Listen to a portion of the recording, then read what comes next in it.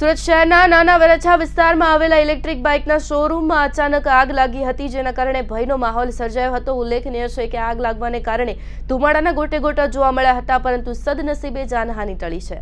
સુરતના નાના વરછા વિસ્તારમાં આવેલા ઇલેક્ટ્રિક બાઇકના શોરૂમમાં એકાએક આગ લાગી હતી। ફાયર વિભાગને બાઇકમાં આગ લાગતી હોવાની માહિતી મળી હતી, પરંતુ ઘટના સ્થળે પહોંચતા માલુમ પડ્યું કે શોરૂમમાં જ આગ લાગી ગઈ છે। શરૂઆતમાં માત્ર 2 ગાડી પહોંચી હતી, ત્યારબાદ અન્ય ફાયર સ્ટેશનની ગાડીઓ પણ બોલાવવામાં આવી હતી। ભારે જહેમત બાદ ફાયર વિભાગને આગને કાબૂ કરવામાં સફળતા મળી હતી।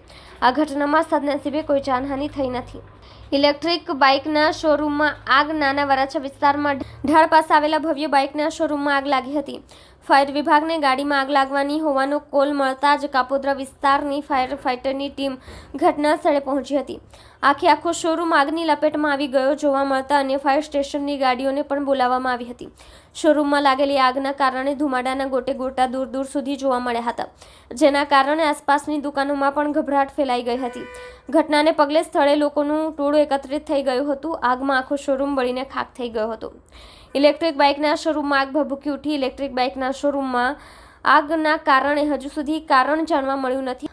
ફાયર અધિકારી કિરણ પટેલે જણાવ્યું હતું કે કોલ મળતાની સાથે જ અમારી ટીમ સ્થળ પર પહોંચી હતી, પરંતુ આગ વધુ હોવાના કારણે કાપોદ્રા, સરથાણા અને વરાછાની ગાડીઓ બોલાવી હતી। તેમના દ્વારા આગ ઉપર કાબૂ મેળવવામાં આવ્યો હતો।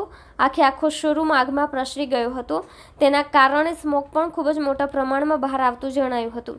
આગ કયા કારણસર લાગી તે હજુ સુધી કોઈ માહિતી પ્રાપ્ત થઈ નથી। શોરૂમમાં રહેલી બાઇક અને ફર્નિચર સહિતની વસ્તુઓ સળગી ગઈ હોવાનું જાણવા મળ્યું છે।